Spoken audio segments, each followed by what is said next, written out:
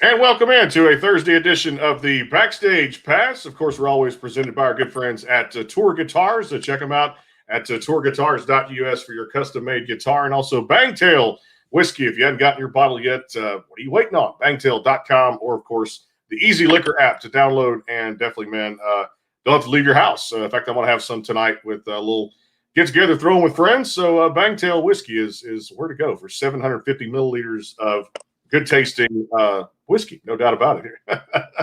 Don't forget today, coming up, Grand Ole Opry royalty. Jeannie Seeley is going to join us here on the program. Fan favorite. She's promoting us some great stuff out there too as well. But we're kind of leading off this Thursday. I know shows tomorrow with a guy that I've got a lot of respect for. He's coming up through the ranks himself. Phillip Michael Parsons here on the Backstage Pass. What's up, man? What's up, Brandon? Thank you so much for having me, man. Hey, appreciate you being a part of this. So I got to get to the top here. Southern Maryland, East Coast. So I guess seafood had to be pretty good where you grew up. Oysters. Yeah, and but I don't know if you ever watched the movie Wedding Crashers, but they say crab cakes in football. That's what Maryland does. I don't know about the football, but we definitely do the crab cakes. So yeah, I went there as a young teen and I look back and I'm like, man, that's still on my bucket list to get back to the Southern Maryland, Baltimore area. Got to see an Orioles game there probably about 15, 16 years ago. Cal Ripken playing through there, and nice.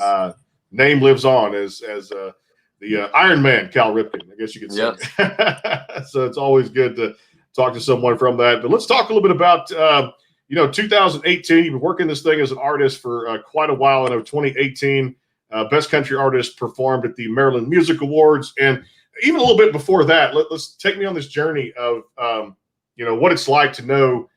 To become a country superstar, to step into this line of work, knowing that success doesn't happen overnight. But you must have had this passion and this drive and this fire from a young age, right? Well, honestly, I have a weird way that I got into music. So I'm one of 10 kids, and growing up in a very conservative home, we actually were not allowed to listen to any kind of music outside of like hymns. And for a great period of time, we weren't even allowed to listen to music with instruments in it. But at some point, I did get a guitar. My mom is extremely musical. She played a lot of piano and all that. But when I was younger, my family had I was like 13 years old, and my family's finally like, hey, we want you to start being a little bit more responsible. So they got me an alarm clock, and they're like, we want you to start waking up on your own. So when they give me this alarm clock, they didn't realize that it played the radio. And there was one little station in Southern Maryland where I grew up that came in through that alarm clock radio, and it was 102.9 WKIK, and just this little country station. And so that's what I kind of grew up listening to from that age on, and it's kind of what I fell in love with. But also, a lot of my siblings lived with me for a lot of the times, my early teens and early 20s. So I was working for the government, and I kind of thought that like the stability was what I needed at the time. But then all of a sudden, my both of my parents remarried, and things were a little bit easier. And I'm like, what am I doing with my life? And I always loved music. When I learned how to play the guitar a little bit when I was like 14, the only reason I learned was so I could, sing certain songs or try to write my own. But my story doesn't necessarily start at a point where I'm like, this is my passion from a young age. It kind of became my passion when I finally realized I had the opportunity to pursue some of my dreams. That's awesome too, and to see that happen with the success of singles that you guys have released. Let's talk about, before we get to Bad Girl, musical influences. Everybody that comes on the show, it's amazing how the variety of people that different artists listen to growing up doesn't necessarily have to be country, but right. Love all genres of music myself, and I love learning about new artists. That's why I started this program over 2 years ago. But let's kind of get some of your musical background, who you listen to. Yeah, so the first concert I ever went to was Dierks Bentley. I'm a huge Dierks fan. I've always said if I don't have a chance to share a stage with him at some point, my music career will be a failure. But Dierks is probably my biggest influence. Reason why is and it's not necessarily even a lot of his popular tracks. A lot of his popular ones are good. I love them, but a lot of the less popular ones are just like some of the lyrics are so deep. But the connection I always felt to him was that he's never going to be the guy that goes off in this crazy vocal run and does something like, crazy vocally that people are going to be like, oh my God, that was amazing. And that's kind of how I view my own voice. But there's a certain honesty to his voice that I've always, appreciated, and at least hoped that I had some of that in mind. So that's kind of the country artist that I always enjoyed listening to. I also I love all genres. I mean, I grew up listening just about everything. I think I didn't appreciate it as much in the day back when like Goo Goo Dolls and a lot of those guys were popular. But you know, as that stuff starts to come back a little bit, we're able to add a lot of that stuff into our set list, and it crushes. So I love that whole genre of stuff of music that kind of died for a little while. That like rock, 90s and early 2000s rock. Which is, yeah, it's still listening every day. Every day on my playlist. There's always something out there to tune into. Love that, especially that '90s country sound mixed with that little bit of southern rock feel. I still like some ZZ Top. I still like even some AC/DC, that classic rock stuff. That I kind of dig, and haven't seen those guys in concert. We can definitely vouch for those guys. Probably about 10 years ago, put on one hell of a show out here in Austin, Texas, which I'm about 4 hours from the capital city of Texas here, man. I got to ask you about the Maryland Music Awards, because that's pretty cool when you get to be nominated in any category, best country artist and performing there. And you guys, I mean, before all this shut down, you were doing a lot of shows. I mean, 200 shows, 25 states. You performed with Chris Jensen and Gavin DeGraw, Craig Campbell, who we've had on the show here a couple of months ago. What's that like? I mean, just the touring part, feeding off the crowd, getting on stage, doing what you guys do, and now you're ready to get back at it. Yeah. Well, we've actually played I don't know the exact number, but probably close to 100 shows since COVID. Oh wow! But they've all been like very restricted, socially distanced, very number restricted, and how many people can be there. Most of the shows have been people sitting down and stuff like that. So we've continued to play, obviously less money, but the one thing that COVID, in this whole crazy year has kind of taught me about myself is. And it's kind of something I always knew, but it like really reaffirmed it, is that my passion has always been performance. I love performing. I love making people happy, smiling, getting a crowd worked up, bringing them down a little bit on a roller coaster and back up. I mean, and I realized, like, even from a young age, I wanted to learn the guitar so I could show my mom or show my dad. And that was kind of like always my thing, is I love the performance aspect of it. It's absolutely by far my favorite. So that was definitely something that I learned from COVID, but I am super amped for some of the shows that we have lined up this year that look like we're going to be able to be a little bit more normal. We play in Myrtle Beach Friday and Saturday, tomorrow and Saturday. And like South Carolina is pretty much back to normal. So we don't have any restrictions tomorrow. So I'm excited. That's a good thing. Just like here in Texas, there's no restrictions now. Some shows will have restrictions, but the bottom line is there's opening back up. There's not the full mask mandate, which is good there. And I love it. I think it's time to get back to some type of normalcy. And I'm a proponent of the vaccine. I've had both shots. We're still here. We're doing our thing. And I advise people to do your part and go get vaccinated. And of course, I always say on the show that thank our frontline healthcare workers out there, absolutely, for everything they do every day too. Got to hear a little performance here. Definitely had to bring up Bad Girl because I loved it as a single when you guys put it out there in 2017. Followed you since then, no doubt, and even Sweat and Breaking My Own Rules, which I know is a different remix rendition you guys have out there right now across some digital platforms. Let's play one here on the show, Phillip. Yeah. All right. So what I want to do is I want to play one. I probably shouldn't play it because I haven't had a chance to really work on it too much, but this is a brand new one that I will be recording in the next few days. So I figured I'd give this a first listen here on this show. That'll work. So Appreciate this song's called Make It Right. Here we go.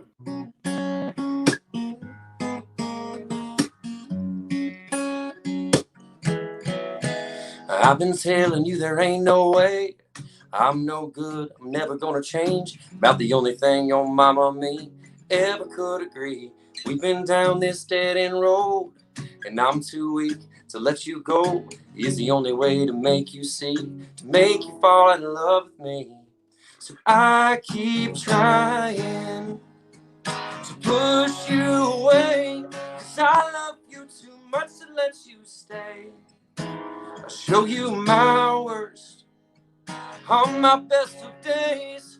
I don't want to hurt you, but I know there'll be some pain to make you realize that one more wrong just might make it right.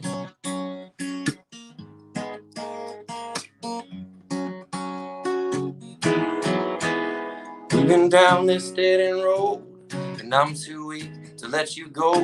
But if you look inside my heart, girl, we ain't that far apart. Although it's so damn hard, I keep trying to push you away, 'cause I love you too much to let you stay. I'll show you my worst on my best of days. I don't want to hurt you, but I know there'll be some pain to make you realize that one more wrong just might make it right. But am I right? Could I be the guy? But I can't believe that lie. So I keep trying to push you away, 'cause I love you too much to let you stay. Show you my worst on my best of days.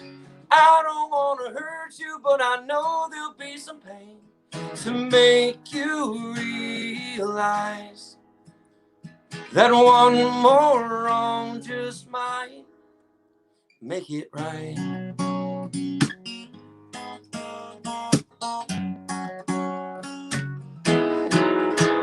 It's called Make It Right. It's a brand new one.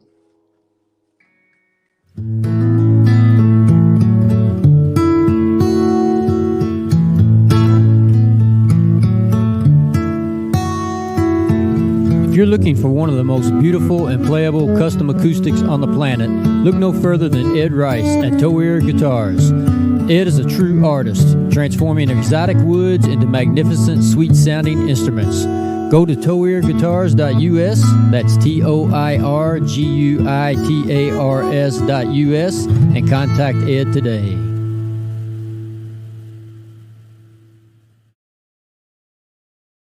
We appreciate what our sponsors do here on the Backstage Pass. Fine craftsmanship and see them in person. Great guitars. Tourguitars.us and also Bangtail Whiskey. Word for them coming up here in just a little bit here on the show. Phillip Michael Parsons here. You can visit him at pmparsons.com. I get so rattled with that PMP. I always say that. pmparsons.com. It just rolls off the tongue there, too. Appreciate you being on the show today here on the Backstage Pass. Miss Jeannie Seeley coming up here in a little bit. We'll talk about what's been going on in her camp too. Let me wrap up for the week. No shows tomorrow. Taking a little bit of a holiday weekend, and of course back next week with some great shows lined up here on the Backstage Pass. No doubt about it. Hey, I want to ask you about it's hard to do this industry without having the fans behind you, and you refer to your fans as kind of family or fam out there too. In building a career, just like anything, building a podcast or any line of work out there, any line of business, how important are these fans to you? Because when things are at their lowest, they're always behind you. That's the best part, right? Yeah. Well, I mean, obviously the cliche thing is to say that they're everything, and it is the truth. But, because I didn't expect to do this for a living, the fact that, everybody that supported me along the way, the fact that they've, literally given me this opportunity. I know when I first started, the amount of people that got behind me just from the start, and most of those people are still kind of like, like when you toss a rock into the water, it creates a little bit of a splash, and they're always that initial splash that gets everything going. So that's the people that have supported me. To me, there are even a few specific ones, and they probably even know who I'm talking about. That there's no chance I'd be here today. I have a beautiful van that we tour in, and the only reason that we even have that beautiful van is because of amazing people that like made it happen for us. And it's Terry and Bill Elkery, and it's just like so many people I could go on for days. That the only reason we're even still doing this and able to do it is because of amazing people like that.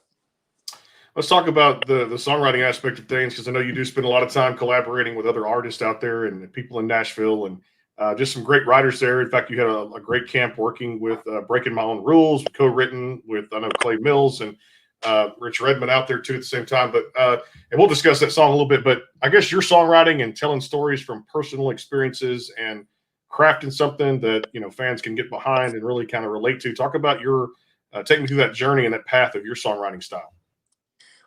Well, my thing is that most of the time when I sit down, it has to be my concept and my idea, just because I just feel like it's so important when someone's listening to your music.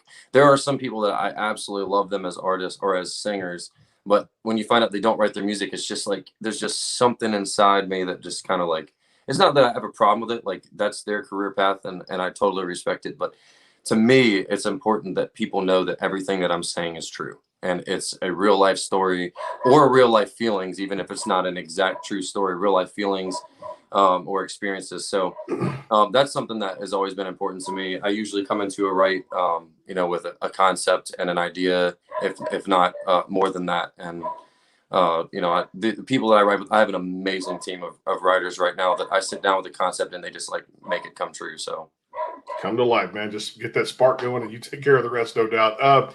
So let's go back to Bad Girl 2017 when you guys released a song there. I'm sure had to be pleased with what you guys put out there. The fan reaction to it was really good. Kind of break down Bad Girl for me a little bit. Yeah, so Bad Girl is actually one of the few songs that I did not write. And that was a song that was written by a guy named Sam Grow several years ago, who was pitching me at the time. And so that song was written by Sam, and I heard that song, and people always ask me, like, what's your idea of the perfect woman to you? And I was like, I always thought the Tim McGraw thing, where he's like, a real bad boy, but a real good man. Yeah. I always loved that concept. So when I heard that song, I was like, dude, that is so perfect because, even though that's kind of how I feel about myself as a guy, the Tim McGraw version, that song I like girls with tattoos and, different stuff like that. So that the song just like described my perfect woman. So I was like, dude, I have to cut that song. Speaking of that, staying on the same topic, notice you got a little bit there. I love the ink on the arm, no doubt. What's your favorite one you've gotten? Are you kind of still going through the line there, thinking about getting some more, or are you pretty much done there on that left arm? So I somebody's got to stop me because I think I want another sleeve. I didn't have any tattoos until like 3 years ago, and I went with an entire sleeve, and but it's all stuff that like I love it.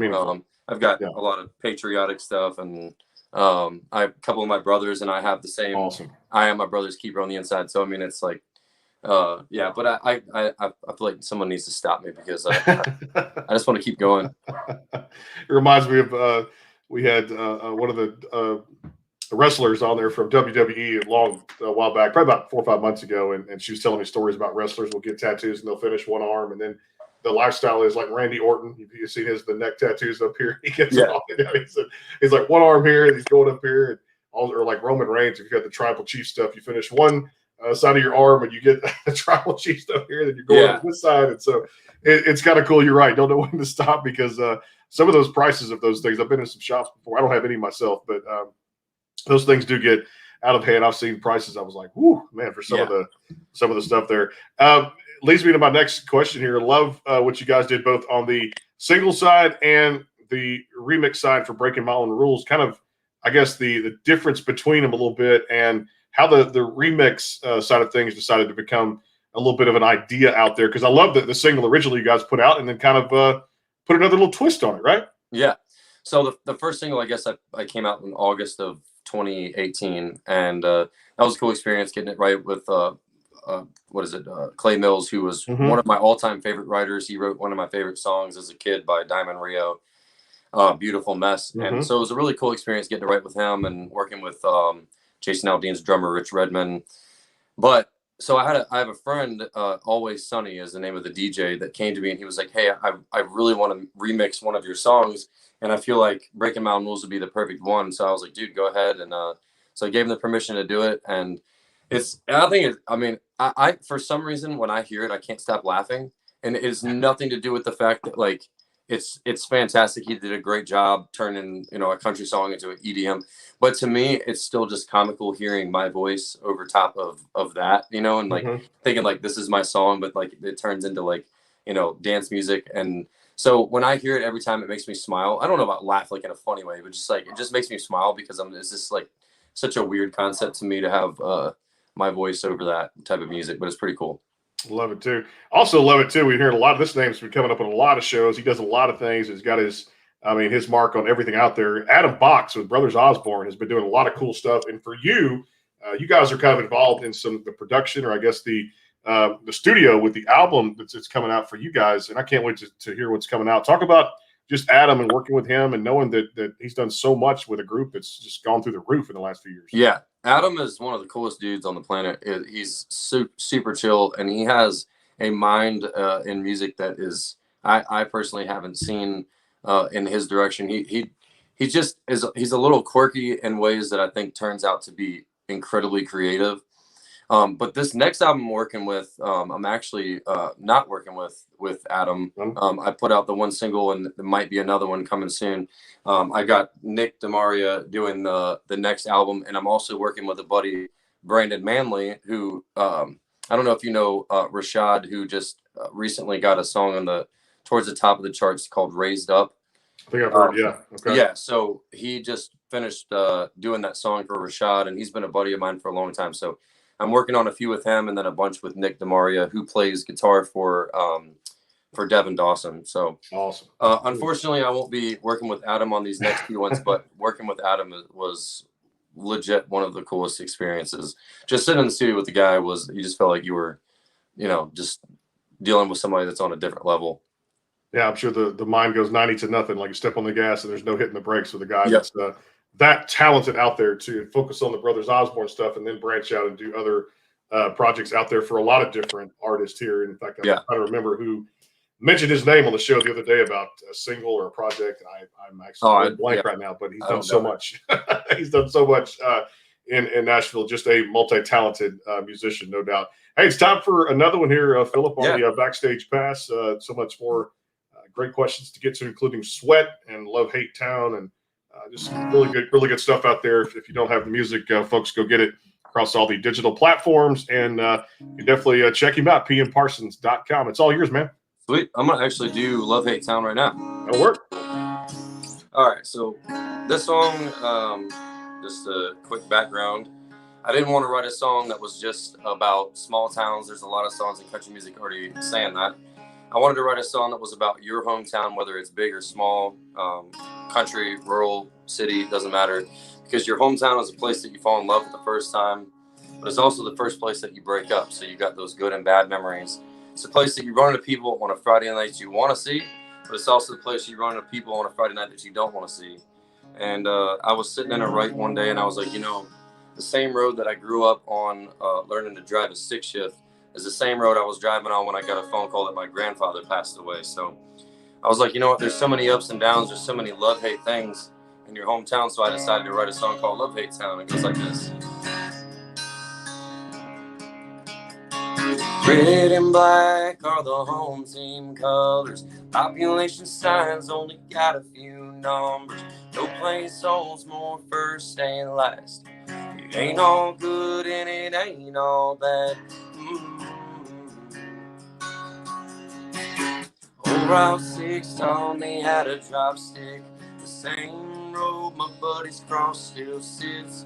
Bittersweet, so many ups and downs. No matter where you look in this love-hate town. I've thrown touchdowns and I've thrown punches. Held hands and I've held grudges. Broke some habits, broke some hearts. I've sang in churches, I've sang in bars. But these are roots and rocky ground made me who I am now. I burned rubber and I burned some bridges down in this love-hate town. Only two roads in and out of here, one brunette and a green Cavalier. History has a habit of hanging around. It's just how it is in a love-hate town. I've thrown touchdowns and I've thrown punches. I've held hands and I've held grudges. Broke some habits, I broke some hearts. I've sang in churches, I've sang in bars. But these are roots and rocky ground made me who I am now. I burned rubber and I burned some bridges down in this love-hate town. Oh, it's freedom that's fenced in, but it's the dirt that lay me in. When I go, I hope they know.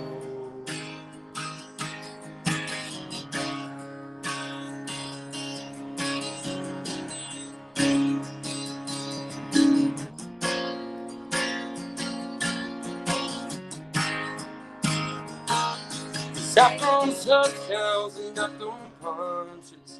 I've held hands and I've held grudges. Broke some habits, I broke some hearts. I've sang in churches, I've sang at bars. These roots and rocky ground made me who I am now. I burned rubber and I burned some bridges down in this love-hate town.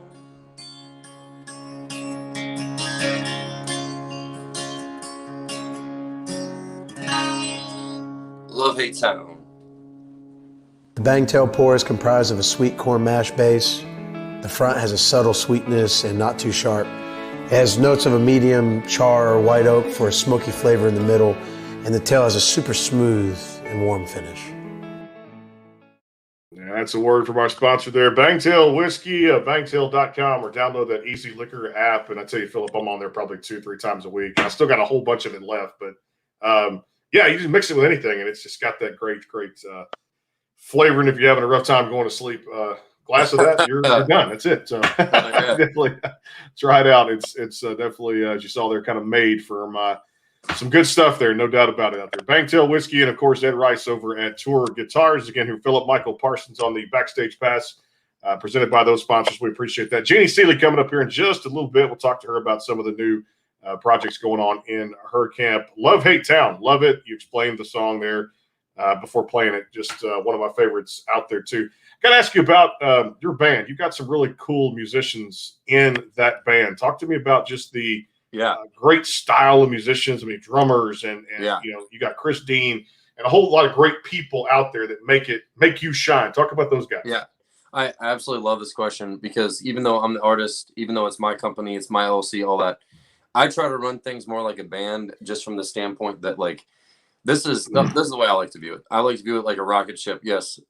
And like the guys that are in NASA, they work their butt off from the time that they're a child to try to make it into space, but they still require that rocket ship. And to me, I just want to be the rocket ship for those guys. They're so talented.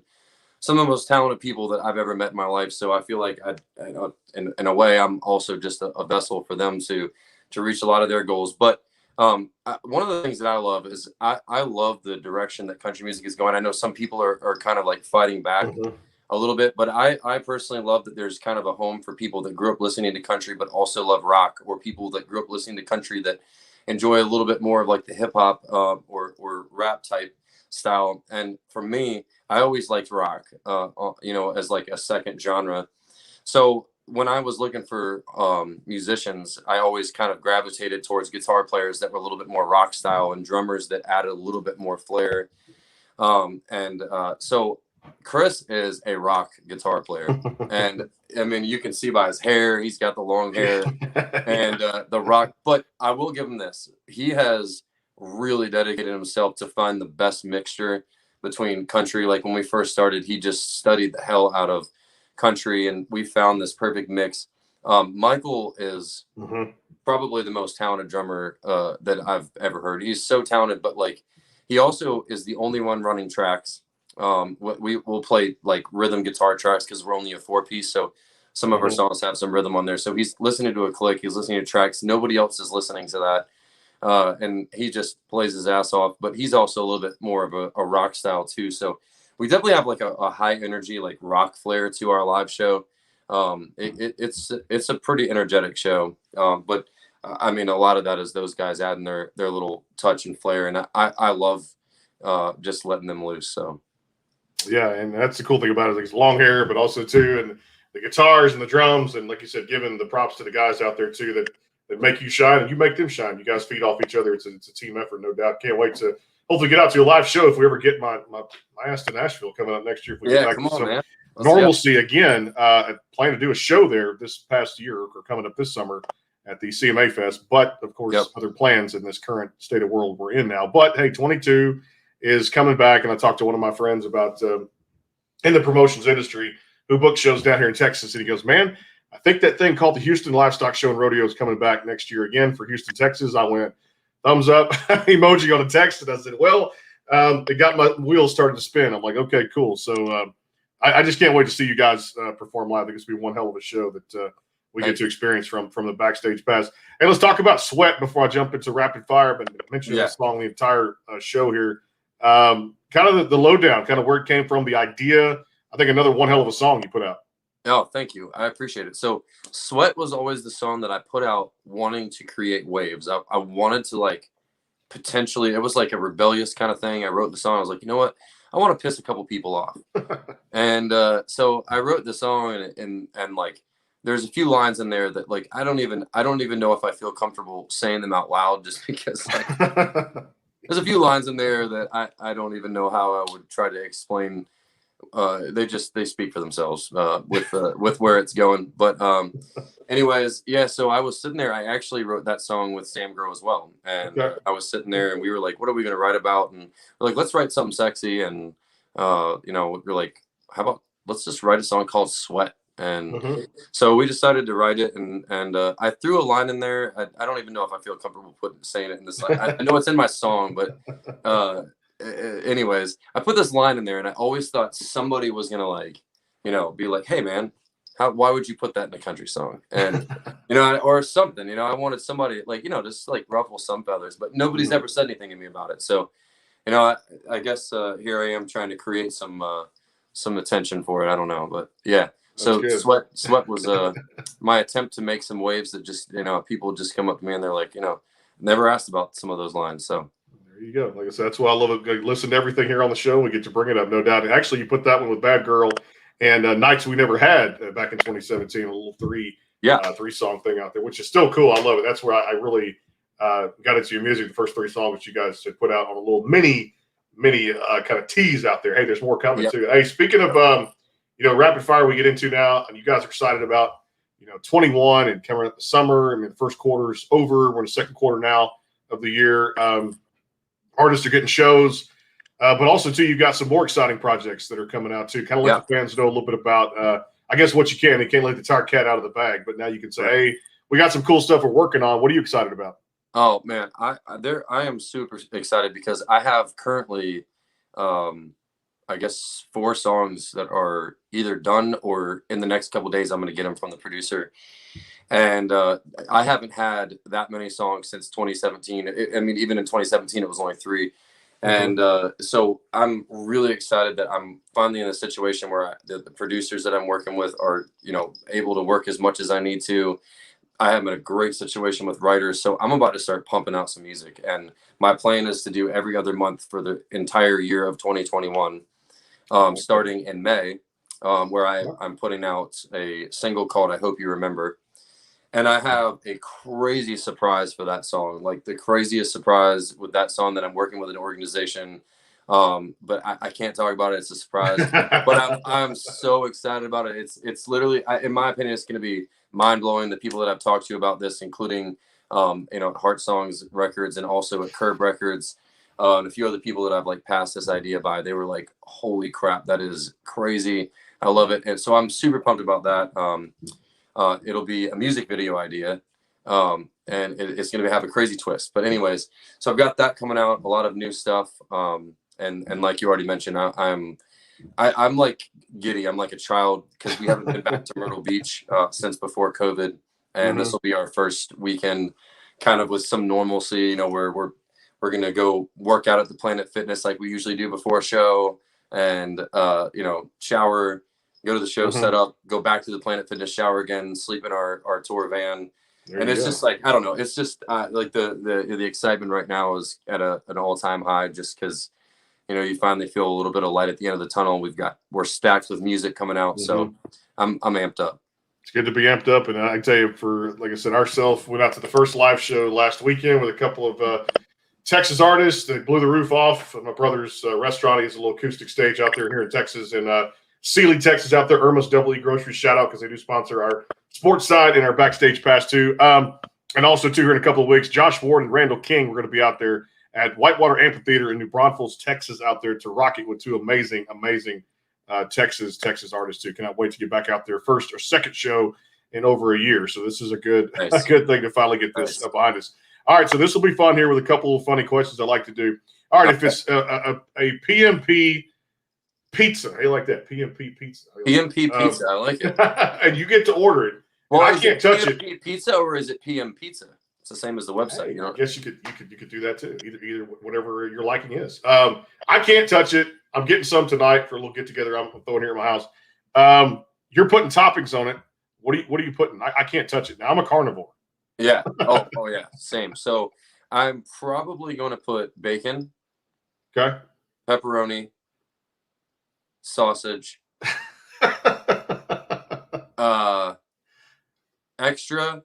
extra sauce, and I think that would probably do it. Yeah. I don't know, man. My hand would be there, and you probably be like, "Get out of there, Brandon! Get out of that, that thing there," because those are toppings that, yeah, definitely are good for me, no doubt. But I try to get some veggies every now and then, boy. But I tell you, man, being a new dad now, it's kind of tough. Pizza comes to the house, you're like just diving in it, you know. So bacon's not a vegetable. Well, down here for Texas, no, it'd be considered a carnivore topping. It's a meat. Okay. So it's well, I'd say this. Let me take it back. Now, the breakfast bacon is kind of the meat thing. The Canadian bacon, which is like the ham, Yep. that's still in the meat category. So we'd have to have like the mushroom, the bell pepper, the spinach, the mushroom, which I don't like any of those toppings. Some people have said pineapple, but I actually would probably share the pizza with Phillip, which would be good out there. Hey, what were you, I guess, or what are you currently, when you guys get to kind of hang out and watch a little television, is there a series that you've gotten into lately to binge watch? I just recently finished a show called Your Honor, and Okay. I'm a huge Breaking Bad fan, huge. Oh, And yes, I love that. so I was super pumped because Bryan Cranston, who plays obviously the lead role in Breaking Bad, was playing the lead role, and it's actually, he plays an eerily similar character, and the storyline is not the same at all, but like he basically plays a judge where his son is involved in a hit and run, and he's trying to cover it up, and it turns into like all these layers where he kind of starts getting more and more involved. So like it's actually kind of similar. So I just finished that a week ago. I love it too. That's called Your Honor, and is it on Netflix? It was on demand, actually. Okay, on demand. I'll check it out and see. That's Cranston's a great actor. Love that entire series of Breaking Bad. I've seen it several times. Good. And then I'll tell you, I got into Better Call Saul. That was another good one. Yes, actually, it was more of a drama. It was a little bit more of a drama than even Breaking Bad, but I got into that as well. That's good stuff. Great shows out there too. I've got to ask you about this one. So you guys are mentioned the shows coming back in Myrtle Beach and now, but is there kind of a leisure place that you're like, man, if I get some downtime and some of these states open back up or the borders open back up, you're like, man, I got to go here and just travel here for like leisure, just to get get away from work and everything. Is there a destination bucket list place? Yeah. Oh, a bucket list place. Man, bucket list place is probably Hawaii. Oh yeah. But my favorite thing in the world is cruising. I'm a huge cruiser. I love going on cruises. It's usually like me and my brothers go out on at least once a year. So I'm going on. Last month was 2 years since my last cruise, obviously since COVID, and so I'm kind of jonesing for a cruise. But I think my favorite place in the whole world is the desert in the Southwest, like Arizona, Southern California, and Mojave Desert, places like that, like Vegas, the Grand Canyon. Vegas is a top one, but usually somewhere tropical. So I'd say Hawaii for now. That's a good one to pick, no doubt. I'm actually headed to the desert this July, and nice. To let you know how Scottsdale and Phoenix is going to be a nice R&R. Should be fairly warm. Yeah, I got to bring plenty of sunscreen, and it's going to be triple digits, but less humidity than Texas. It's kind of a dry heat, so hopefully come back, like you said, good tan, work out a little bit. There you go. Lose some of the COVID LB type stuff, which is good out there because that's just part of it. And let my daughter kind of experience. She just turned 1 year old, so let her experience. Oh, wow.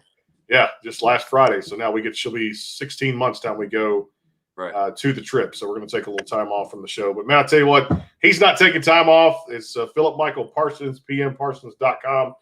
Breaking My Own Rules is the current single out there, both in the acoustic or both the single version and the remix version out there too at the same time. Phillip, appreciate the time here on the program. Come back anytime, my friend, and definitely enjoyed the conversation. Thank you so much, Brandon. I really appreciate it, man. You got it. Good luck with the shows coming up in Myrtle Beach. And, of course, pmparsons.com has all the information on the good shows. If I was in Myrtle Beach this weekend, I would attend, no doubt. But it's a long way from Houston, Texas, down here, no doubt here. Like I said, coming up here a little bit on the Backstage Pass, Miss Jeannie Seeley. Here's one final word from Toir Guitars as we sign off. Hang on one second.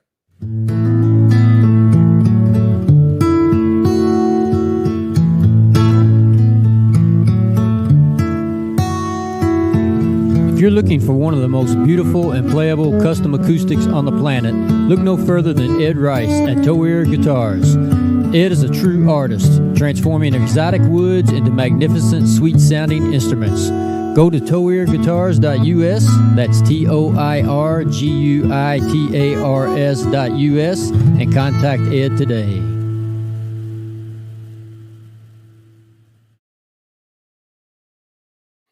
And we appreciate you guys. And coming up here, she's going to talk about this, an American classic, Miss Jeannie Seeley, Grand Ole Opry, Royalty. You want to stay tuned for that. And, of course, the show's coming up next week. Thanks to Bangtail Whiskey. We'll talk to you guys soon here in a little bit.